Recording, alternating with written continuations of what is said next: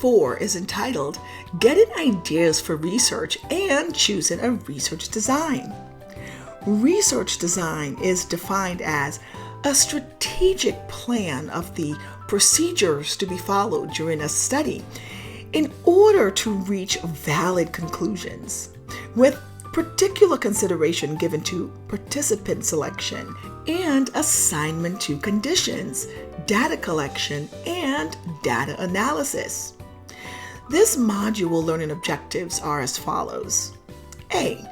Identify factors affecting problem selection. B. Recognize examples of current research. C. Develop ideas for research study. D. Explain influences on choosing a research design. And E. Be able to describe and develop research questions, frameworks, study designs, and measures appropriate for implementing science.